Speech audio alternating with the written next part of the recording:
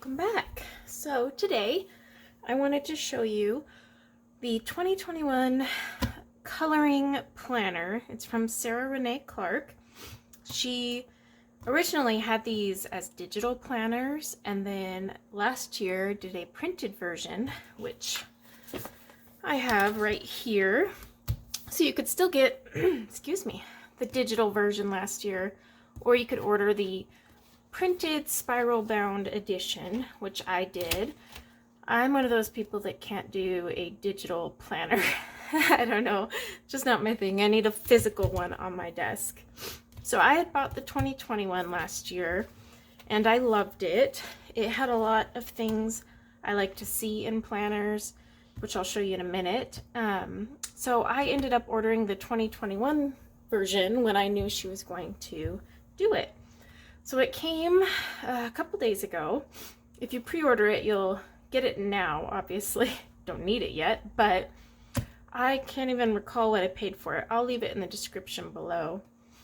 So there's a couple of changes she made to the new version, but they're not super big. So she, for starters, laminated the cover. So like the cover and back cover on this old one are just paper, like a thick cardstock, whereas this one is laminated. So that was nice. I don't really take my planner anywhere though, so I didn't have the risk of damaging the cover. But I know a lot of people take theirs with them, or they move it around the house a lot. Mine just sits open on my desk, so not a big deal.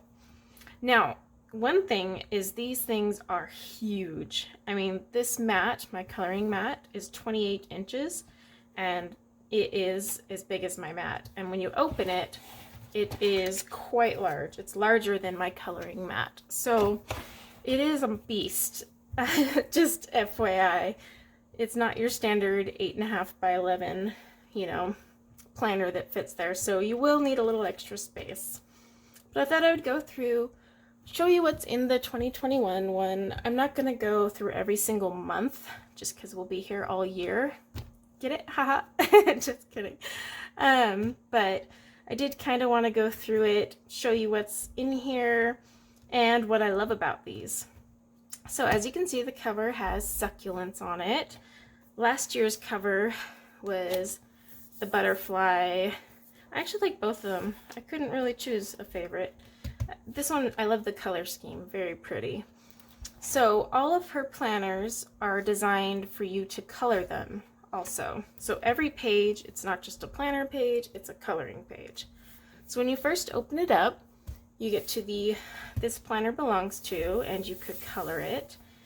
One thing I do want to warn you that wasn't changed on the 2020 version and this one, it does have a paper, but it's very thin, so you're kind of limited what you can color with. Like if you use markers, you're going to bleed through the other page. Even some gel pens will show through. Fine liners bleed through. So really all I could color these with are colored pencil and lighter gel pens, but definitely not my fine liners. So if you're one that likes to use fine liners to like write out your spreads, then this probably won't work for you just because the paper, unfortunately, still is thin. I was hoping she would thicken that up with this new one, and it wasn't, so that was a bummer. But the first few pages, so you have your like belongs to page. Make sure this is all on camera. I'll get this one out of the way. Okay. So you have your belongs to, and then you have your 2021 rundown. This just kind of shows you, the dates. You can leave notes down here. Again, you can color all of this. And then you have your 2021 at a glance. You can write birthdays or certain dates that you really have to remember here. And then a My Yearly Goals page. So you can go through everything. So she has like categories pre-made for you. Personal, health, family, friendships, career, learning. And it is what I want to achieve, your motivation for doing it, and the steps you're going to take to accomplish it. Most planners have like a, goal setting section at the beginning of them. But I do like how she laid it out. One thing I don't like is that she pre-did categories. Luckily, they fit most of what I would be doing anyway, but I prefer to leave the categories to myself. And then she has just a blank dot page that you can kind of do whatever you want with. So here is what it would look like for a monthly spread. As you can see, it'll say January, all the other ones, you know, will say the month. And you'll notice the colors vary slightly. So like this is blue, and then the next quarter, because they're by quarters, are different shades of green. Third quarter is like a pinkish red, and then shades all the way into like a dark red. And then the fourth quarter is like an orange, yellow to orange gradient. Every month has its own coloring theme also. So we'll go through here. Right when we open January, you have like a coloring page you could work on. And then you have your calendar spread. I rarely use the calendar spread. I'm more of a week by week person. My calendar I have on Google, and I really never refer back to this. So now you have like your monthly set. This is one thing I really like about her planners, and I like this in all my planners. So here you can write down birthdays and events for January, your big focus, so like what's your main focus in January, any projects and tasks you want to get done for the month, and then this whole page is daily habits or goals. So you'll write the goal, and then you'll check off each day that you accomplish it. And every month has one of these, and it's always at this like month summary. So you'll have to flip back to it, you know, from week to week. And as you can see, the coloring theme carries over from what it was on this intro page. So it's got like potted plants. And they vary slightly from page to page. So like see how this one is slightly different than this one. But again, you'd have to use colored pencil to color these. I would love to use like marker and fine liner, but the page is just way too thin. All right, so here is the weekly spread. They're all the same every week. Over here you have like a little notes section. I actually turn this into like goals for the week and write them here. And then you have a Monday through Sunday right here, which I use for meal planning, so I write the meals. And then you have the 4 boxes. So you can organize these however you want. They're grids. Usually how I do mine is the first box is my to-dos. Second box is appointments, so like any actual appointments I have. Third box is reminders of the day. So I might not have an appointment time, but like I have something I must do that day. Like someone's birthday, I would put in the third one. And then the fourth box, I actually use for a few things. I use it for writing down YouTube notes, like when I'm tracking my subscribers per day. I actually put that here. And then I also track out or write down my workouts, like so what workout I'm gonna do. So like my final box is kind of like a mix and match. And then she's got these 2 boxes at the bottom. First one is big focus, so your big focus of the week. I usually write my big focus here, and then, you know, the goals that are going to help me accomplish that here. That's just how I do it. You don't have to do it that way, obviously. So the next box is I'm thankful for, and you just, you know, whatever you're thankful for that week. And then it just goes on every week. And like I said, the pages have the same theme, potted plants. They change up slightly, you know, so you're not coloring the exact same thing. And you could even change up the colors, like one week you can make it tropical, the next week you could do it in all pink, like however you want. So that is how the weekly spreads go. And then at the end of the month, every month, she has a memories page. You could either put pictures here, like that you've actually printed out, or drawings, whatever you want to do. And then you have a reflection page. So you talk about your month's progress on your annual goals, any lessons you've learned this month, things you'd like to improve for next month, what you would like to do more of, what you would like to do less of, and then everything you're thankful for January. I like those kind of look back reflection pages just because I like to see where I'm progressing. And I'm going to tell you, I always under I'd like to do more, it'll say exercise every month because I make a goal and do not hit it. I don't know why.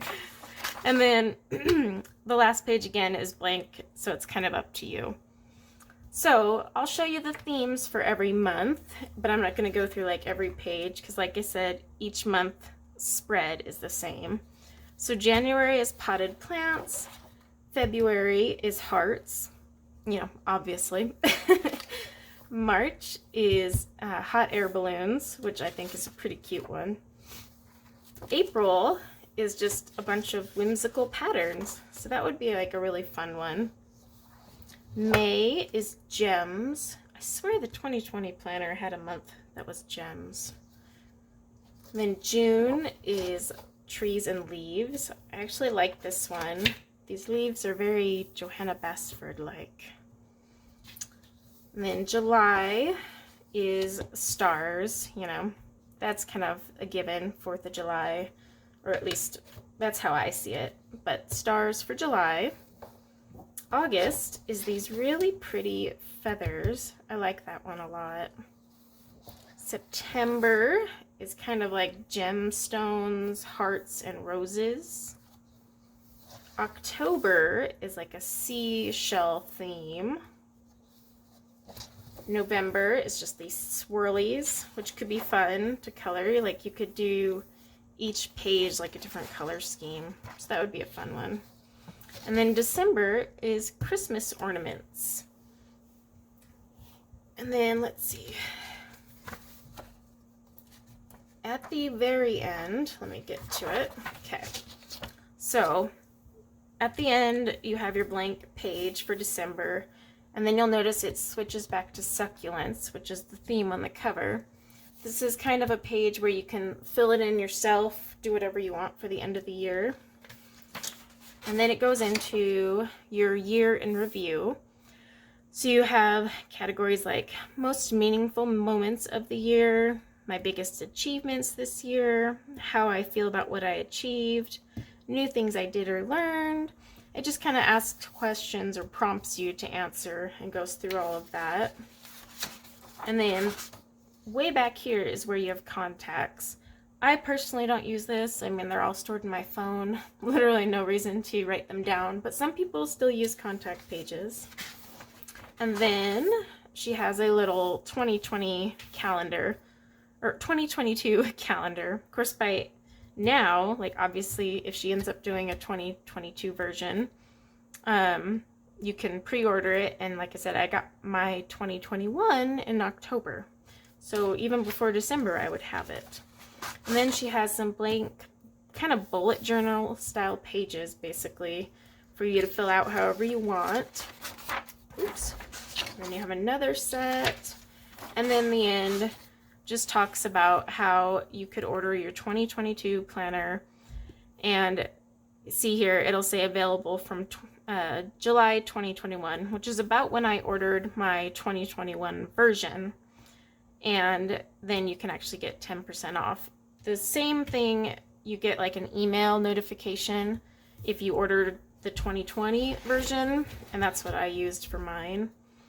But yeah, this is the 2021 planner. So if you have the 2021, you know, you'll have different spreads and themes and a thicker cover, but really not much has changed. Like I said, they are huge, so they're not like travel friendly.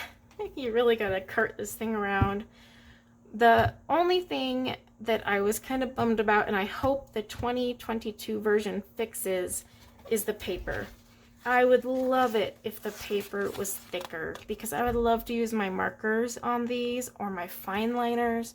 I love using fine liners on bullet journals and planners And I can't do that here, and I can't even use super juicy gel pens because they bleed through.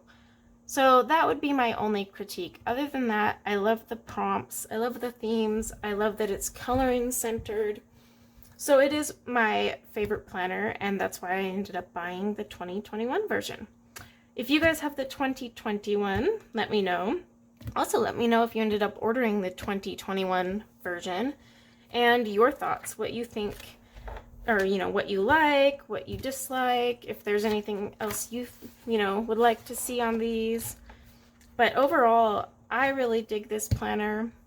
I'm a planner junkie. I have stickers. I actually make every Sunday. I sit down for an hour and do next week's spread with stickers and all this fun. It's just like a ritual. But I have bought a ton of different brands of planners. I used to use the, I think it's My Creative Life ones. They're super customized ones, but I ended up finding this one, and I love that it's coloring, so I can sit there and color a theme for every week, or you can color the whole month if you want to sit down and do the whole month. It's up to you. But I just thought that was nice because it incorporates what I love as a hobby into my addiction to planning. So it's like combining two addictions into one. So, yep, but that is all for this. It's not, hopefully that was a good enough review or overview of what you would get if you order the 2021. And if you're a planner junkie like me, you can get it now and start getting things ready, or even getting the stickers. She has some stickers you can buy too. But until next time, guys, take care.